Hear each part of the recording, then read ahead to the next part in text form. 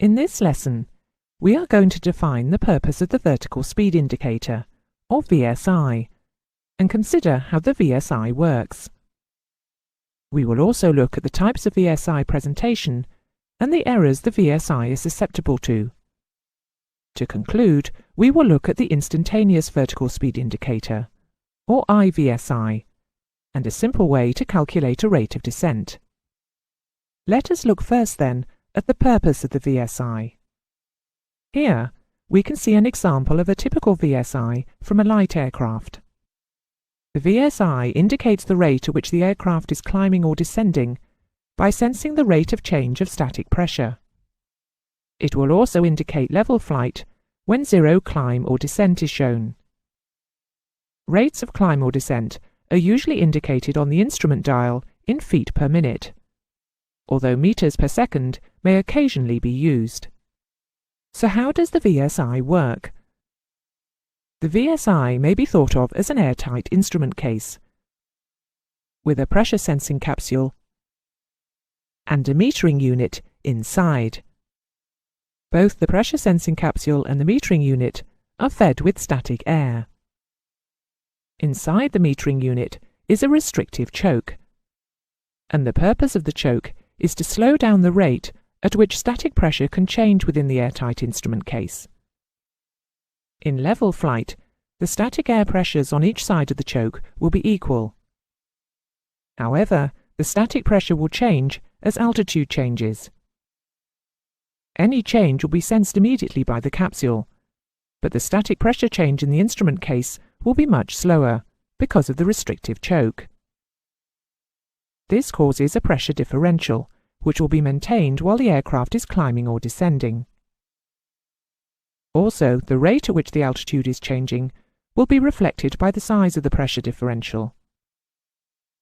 Once the aircraft is in level flight, the pressures will equalize after a few seconds, and the VSI reading will return to zero. Click Climb or Descend with the mouse to see the principle in operation.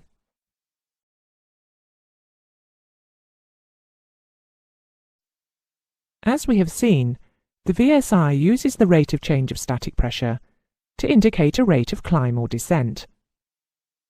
To be of value, the indicated rate of climb or descent on the VSI must remain consistent, regardless of altitude and temperature. However, the higher the altitude, the less dense the air will be, and the slower the rate of static pressure change will be for a given change in altitude. The metering unit self-compensates for these changes.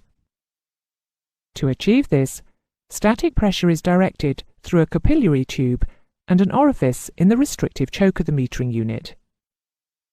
The effects of the static pressure in both these components combine to self-compensate for pressure variations with altitude and temperature, thereby giving a near consistent indication of rate of climb or descent, whatever the altitude or temperature.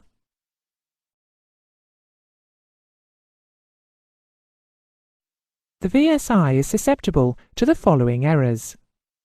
The first error to consider is instrument error. This results from manufacturing imperfections, friction and wear in the mechanical linkages. Next is position error, which is sometimes referred to as pressure error.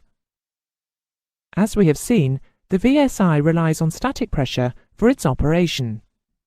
The static source may be subject to position error, which occurs as a result of suction and turbulent airflow around the static source.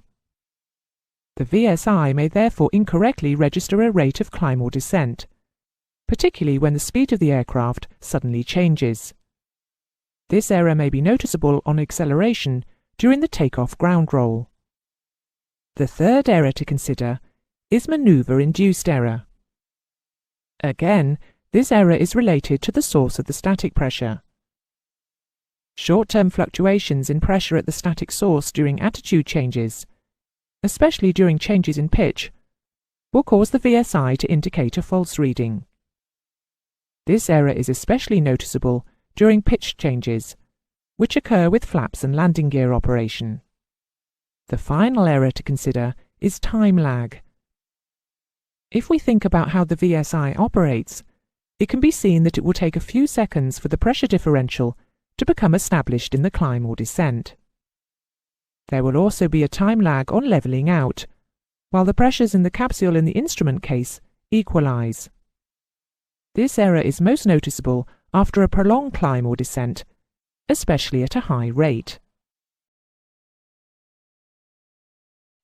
Instrument, position, maneuver-induced, and time lag errors are all to be expected in a normally functioning VSI. When considering the VSI, however, a blockage or leak constitutes a malfunction and should be viewed as such. A blockage in the static source will result in the VSI ceasing to function. If the blockage occurs during a climb or descent, the VSI indication will gradually return to zero as the differential pressure equalizes.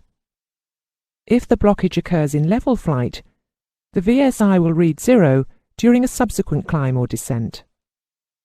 If the static line to the VSI should fracture within the pressure hull of a pressurized aircraft, the static pressure sensed will be the cabin altitude pressure, and the VSI will only sense a pressure change when cabin altitude pressure changes. The VSI will continue to function if leakage occurs outside the pressure hull, because differential pressure can still be established in a climb or descent. Pressure fluctuations in the static line may result in transient pressure errors, but the effect will be small. There are two basic types of display for the instrument dial. The display on the left uses a linear scale to show the rate of climb or descent.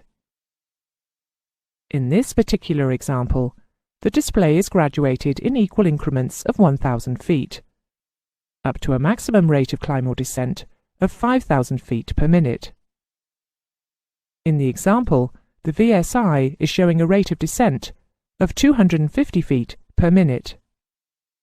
The display on the right shows the same information and displays a rate of climb or descent of up to 4,000 feet per minute using a logarithmic scale. As we can see, the increased sensitivity of the logarithmic scale at the lower rates of climb or descent makes the logarithmic display easy to read where accuracy is required.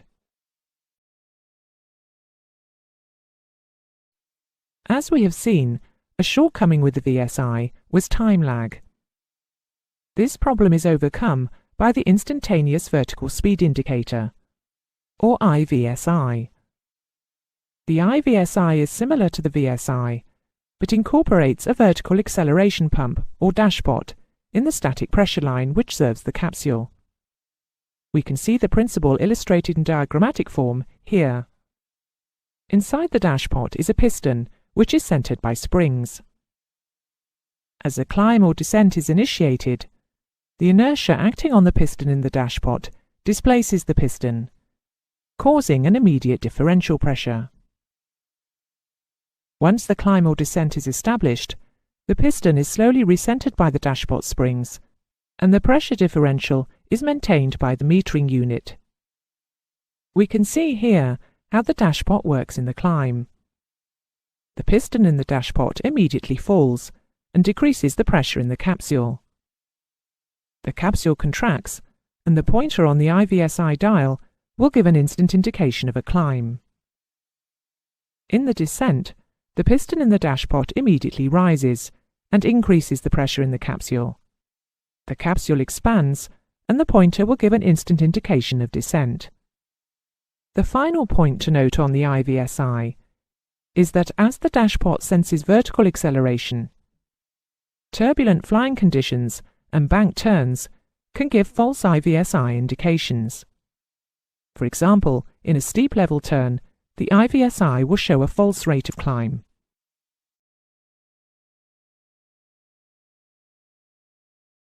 To conclude this lesson on the VSI, we will take a look at how a rate of descent can be quickly and simply calculated using the 1 in 60 rule. The 1 in 60 rule states that if the range is 60 units long, then the height will be the same number of units as the angle in degrees. For example, If the glide slope angle is 3 degrees, the height will be 3 units. If the range is therefore 6,000 feet, the height will be 300 feet. 6,000 feet is a reasonable approximation of a nautical mile. Therefore, on a 3-degree glide slope, the height loss required will be 300 feet per nautical mile. An aircraft with a ground speed of 60 knots will take 1 minute to travel 1 nautical mile. Therefore, the required rate of descent to be indicated on the VSI will be 300 feet per minute. A simple formula to remember is, for a 3-degree glide slope, the required rate of descent in feet per minute equals 5 times the ground speed in knots.